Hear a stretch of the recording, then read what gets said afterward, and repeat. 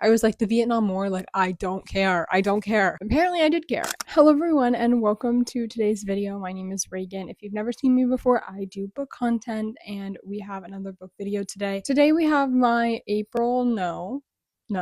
have my March wrap up. March is over. How? I don't know. Don't ask me. It went by so quick, and yet somehow I had one of my best reading months of the year, rating wise, and then also with like the amount of books that I read. So we're going to be going through as per usual in a wrap up through each book I read, giving you my ratings, my complete thoughts, and everything like that. What else is there to say? Nothing. So let's just get started. First, we're going to start off with some statistics for the month. I read 10 books total. I also read 4,026 pages total. And lastly, my average rating for the month was a 3.5 stars. Not bad for the month, if I'm being honest. I had some lows, I had some highs. My monthly TBR was a low. I only finished 2 out of the 7 books I had said I was going to finish for my monthly TBR, but that's okay. That's like the worst I've done thus far this year, but we keep moving. We keep living. It's okay. They ask you how you are, and you just have to say that you're fine when you're not really fine. A lot of those books are books that I like really want to get to anyways, so I'll probably pick them up in the near future, if not next month. Time to get into each individual book I read, and you might have saw the stack that I just carried down, but here it is, all the books I read this month. We're gonna pull from the top of the pile and just get started with Deep End by Ali Hazelwood. This is the first book I read in the month of March. And summary wise, what we have going on here is we have a diver and a swimmer falling in love. They're both on the Stanford like competitive swim and dive team. We have a little cameo in here from other characters in Ali Hazelwood books. The basis of their romance is very heavily kind of like 50 Shades of Grey inspired, if you will. They like bond over their love for BDSM, and I say that in quotation marks because I feel like we really didn't focus all that much on like that aspect of their relationship, even though it was the base of their relationship. I ended up rating this a 3.5 allegedly. I don't really remember rating it a 3.5, but alas, my Notion says I did rate it a 3.5. I think if you've heard any other reviews of this book, you'll hear pretty much the same thing I'm about to say. But the friend, Penelope, if you've read it, is in this way too much, and I think it was fine. Like, I didn't have a problem with her in the beginning. The ending, I was like, okay, she needs to get out of here, find her own life. Like, this is just irritating. Starting with things I really liked about the book. I really liked the setting. I liked the setting at Stanford. I liked the Ivy, the academics, the STEM, the athletics, like all of that was really enjoyable. And I love the college setting because I'm in college and I love to read a college romance. Even though I said in the beginning that the 50 Shades of Grey-esque inspired relationship wasn't done completely fully or completely well, I still enjoyed that aspect of their relationship. I liked Ali Hazelwood kind of branching out and exploring a new area of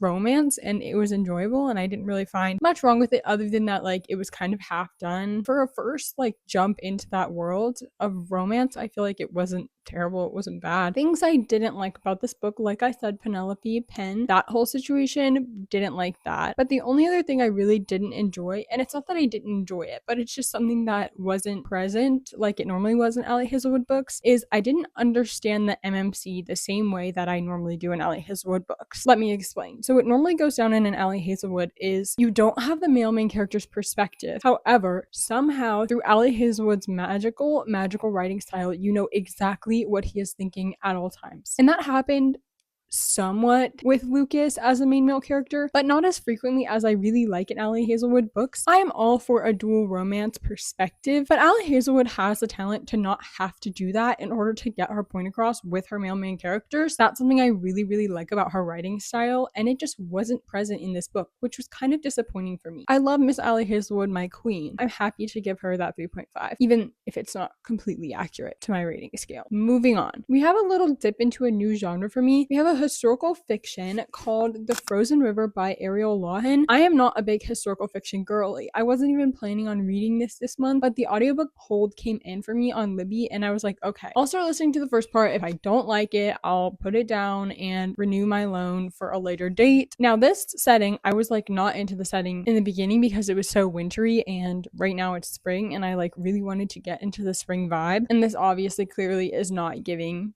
the spring vibe. I listened to the audiobook and I ended up really really enjoying this book. In the end, I rated this a 4 stars. If I had to tell you what it was about, I'd say it's about this midwife in colonial America trying to like survive and get through it. And she's like well renowned in this community, and she's trying to also like solve this mystery, and it's just kind of like her daily life. And now that I've read a few Kristen Hanna books, I would compare this a little bit to Kristen Hanna. Not that she's like the blueprint, but I know a lot of people that I've interacted with on the internet or like watch and follow like Kristen Hanna. So if you like Kristen Hanna, I would say pick up this book because it's very similar. It has a lot of themes of like motherhood, pregnancy. It was nothing like I have really ever read before. I'm just going to read you the review I wrote on Fable for this book because I feel like it best explains my thoughts after reading this book, and I feel like I can't articulate it as well as I did in that moment. This was like nothing I've ever read. I love the writing and the characters and the setting. The mystery kept me gripped. This was a story about a woman in a man's world doing the best she could. It's also a story about all the terrible things people can do to each other. I've never been interested in birth or motherhood, but this book was a wonderful commentary on the complexities of both. I found myself highlighting and coming back to passages about those themes, which is not something I'm normally drawn to. The author's note really pulled it all together for me. I really think you should go into this book blind because I did. Honestly, that's the best way to go into pretty much any book. And trust me, if you like Kristen Hanna, I think you should read this. It was very good. It was just beautiful, and it made me want to go hug my mother. Moving on to the next book, I had this book in a reading vlog. What was it? It's probably going to come out after this, but it was like finishing series I'm in the middle of. Silent Sparrow by Brynne Weaver. This is the conclusion to the Ruinous Love trilogy, one of my favorite trilogies ever, especially in dark romance. They're like dark rom-coms. The first one is Butcher and Blackbird, one of my 5-star reads. It's about like serial killers killing serial killers, or at least that's what Butcher and Blackbird was about. And then this is following the third brother, Fionn.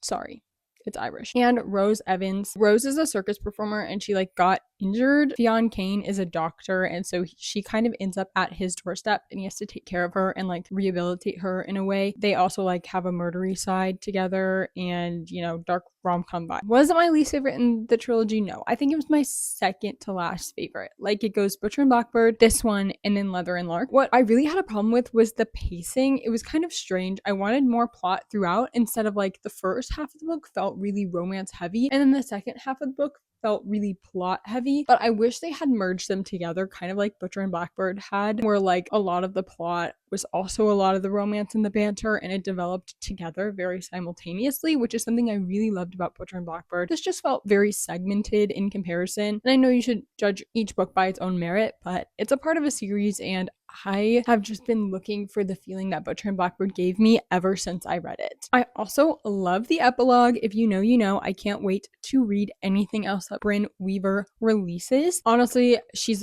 becoming one of my favorite authors ever, and an auto-buy author for me for sure. I love the crocheting. If you know, you know again, but Fionn in crocheting was so hot, and I need him. So ASMR.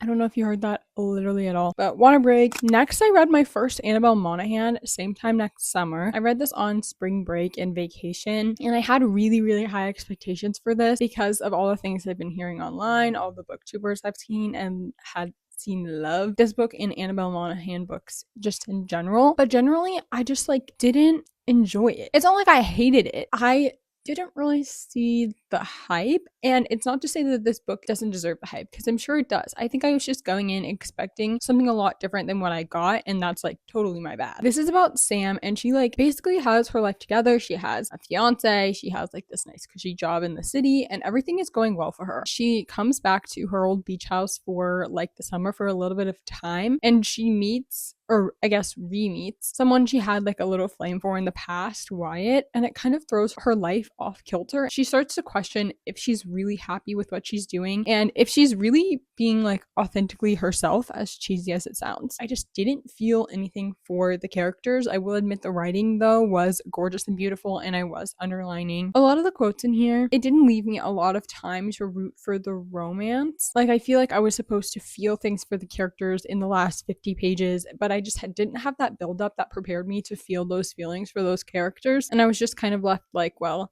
I don't really care. I really think this was a great time for me to read it. I was on the beach and this is a very beachy book, but one issue I really had with it, and this might be a little bit a spoiler if you don't want to know anything, so I would skip ahead like 30 seconds, but the borderline cheating trope in this book was not for me and is generally not for me, and it kind of got a little too close for comfort in this one for me, so I rated this a 2 stars. The next book I read on my spring break vacation was Firefly Lane by Kristen Hanna. I also think this was a perfect time to read this book for me. This was my first Kristen Hanna, and I have been hearing things on the internet about Kristen Hanna for like the past probably 6 months now, and I had yet to pick up one of her books, but I own like 4 of them. This is the first one that I ended up picking up. It's my book club pick for my friends' like little book club that we do, and I'm really glad that it got picked. It was my little addition to the pot, and it was drawn, so you know, I feel a little bit happy about that. I think this is a great book to discuss with like girls in your 20s and like your friends and stuff. I think you should go into this book blind because there is so much that I can't even like summarize exactly what it's about, but I think it's the best way to say is just it's about female friendships set in the 70s and just like following a friendship through a lifetime and how it can evolve and change and grow while the people in it evolve and change and grow. This book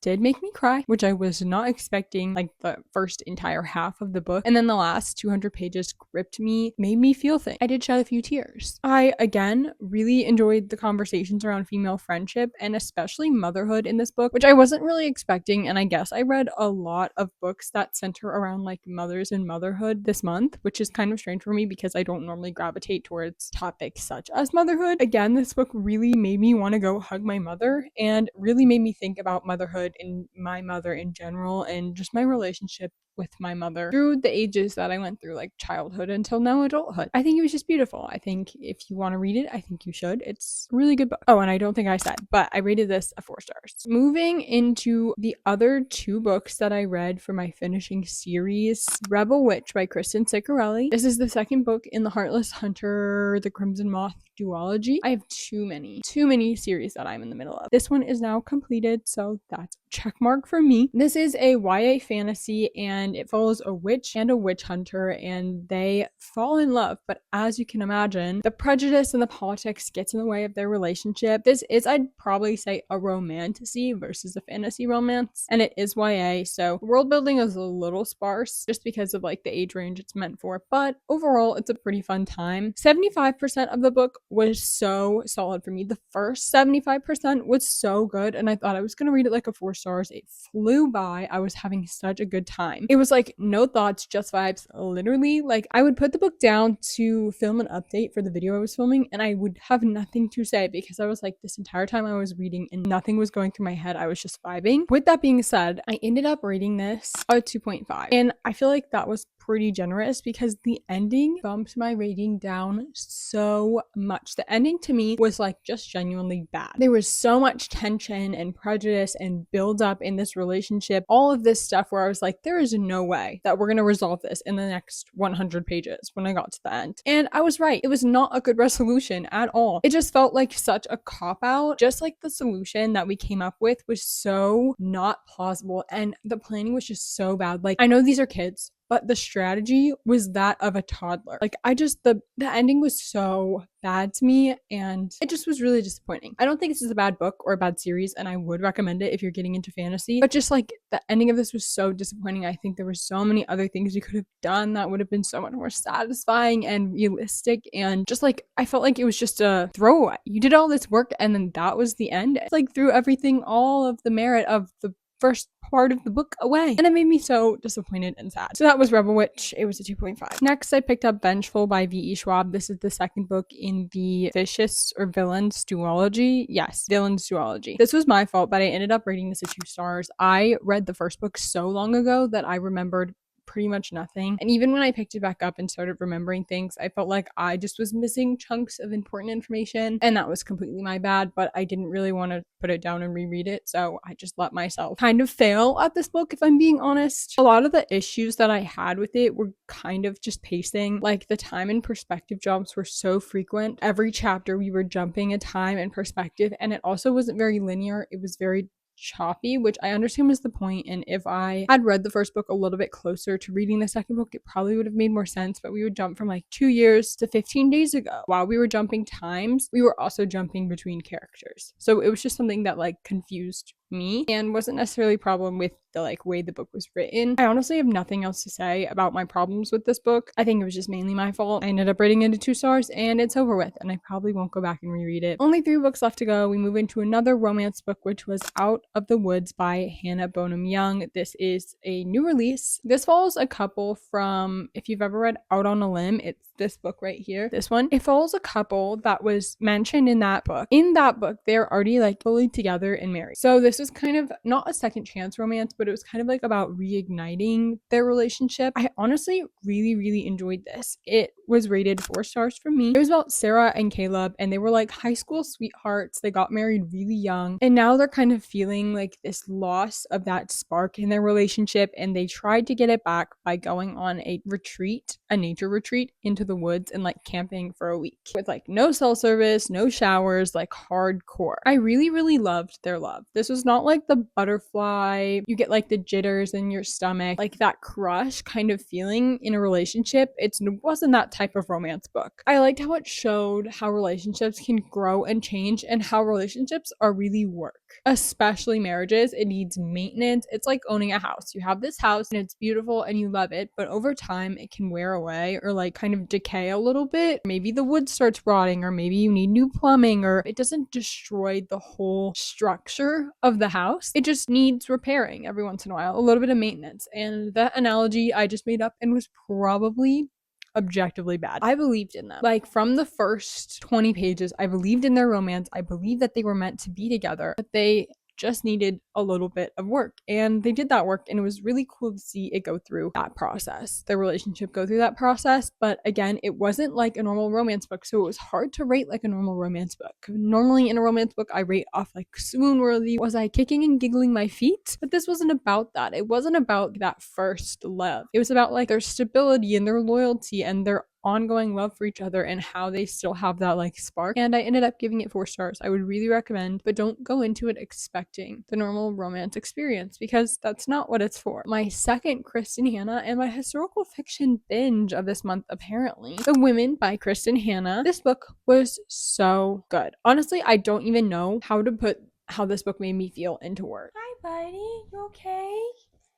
Come here, sweetie. So sorry. Okay. Like I said, The Women by Kristen Hanna. The Women. I don't even know how to put my feelings about this book into words, or what this book made me feel into words. This book follows our main character, Frankie Francis. She lives in California, and we begin this book right as the Vietnam War is starting, and her brother goes off to war. Her family has this huge history of like everyone in her family serves. She kind of like has this come to Jesus moment, if you will, like a realization of, why can't I also serve? Why can't I also make my family proud? And so she enlists to be a nurse in the army, and she goes off and ships out to Vietnam, and this is her experience with that. I had never really heard or learned much about the Vietnam War prior to reading this book, and I think that's probably for multiple reasons. Like it was kind of discussed in this book, we lost the war. I mean, that's kind of just how it is. We didn't win, so we lost. And as a very like proud country, we don't really like to admit it, so I don't think we talk a lot about in history about the Vietnam War and really anything that it entailed, because we lost and we don't like to talk about it. In this book, it's often referred to as the war that everyone forgot, and they wanted to forget it because it wasn't something that America was proud of, or even that a lot of American citizens wanted to be participating in, or even some of the troops didn't want to be participating in this. As the American people, as the American government, as the people fighting in the war, it was viewed as something to be ashamed of for a long time. And so I think it's not really talked about today. When I read this book, I felt so many emotions, especially for Frankie. I felt anxiety and sorrow. I felt sorrow because of how much women were and are undervalued in a lot of spaces, and especially in this book as we explore in wartime. And I felt so much anxiety for Frankie because of she's seeing combat. Like that's an anxious experience. But I felt so much anxiety for after she got back from the war because of her mental state. She didn't really have a word to describe what was going on in her head and in her life. Neither did a lot of the other soldiers that came back. PTSD was not a diagnosable thing. It wasn't even a term. If this book was historically accurate, which I'm assuming it was, PTSD was not something you could diagnose or even describe as a mental disorder or a thing in general. So me sitting here as someone who knows what PTSD is for the most part and can describe it, sitting here reading this being like, Frankie babe, go get help, you have PTSD. She doesn't even know that's a thing. So I just was sitting there so anxious and so sad for her. I don't know, it made me feel so much for her. Going and visiting Vietnam, I never considered that before. I want to and I don't want to all at one time. I don't know, this book just felt so complex and interesting and something I've never read before, and it really opened my eyes to a lot of things, and I really enjoyed it. I rated it a 4.5 on Fable and on my Notion, and I almost want to change it to 5 stars. I think I have to sit with this for a few more days. I finished this yesterday, so I think I really need to sit with this book for a few more days before I really decide if it's that 5 star. But I would check the trigger warnings before you go into it, but I would recommend that you read this. Out of all the Kristen Hanna books on my shelf, I thought that this one would be the one that I did not enjoy. Like, genuinely, I was like, the Vietnam War, like, I don't care. Apparently I did care, and I think you should care too, and I think you should give it a try, even if you think that this is not the one that you'll like, because I thought that too. This is the book that I finished this morning, so my thoughts are still developing, so give me some patience here. The Bodyguard by Catherine Center. This is my first Catherine Center book that I've ever read, and I feel like this is just what I needed. It was cute, it was fun, it was different, it had a little bit of action in there, but it also had a lot of romance. I really enjoyed the writing. I underlined a lot of quotes. It was cute, and it was perfect for what I needed right now. I rated this 4 stars. I'm so sorry if the camera angle moved, but we have got to go. Let me finish this real quick. If you would have thought that the man on this cover is the bodyguard, you would be wrong. Our female main character is the bodyguard, and she's assigned to protect our male main character, who's like this big actor. She's tasked with protecting him from his stalker, and we have a little romance develop. She has to, in order to protect him, act as his fake girlfriend. It was just what I needed. I rated it 4 stars. I'm definitely going to read another Catherine Center book in the future, and it went by so quick. I read this in like 3 sittings basically. Those were the 10 books I read in the month of March. Thank you so much for watching. Let me know if you read any of the same books I did, or if you've read them ever and not just in March, and what you thought of them, what you think I should read next month, any book recommendations, literally anything. Please drop a comment because I love to talk to you guys. Thank you so much for watching. I hope to see you in the next video. Bye.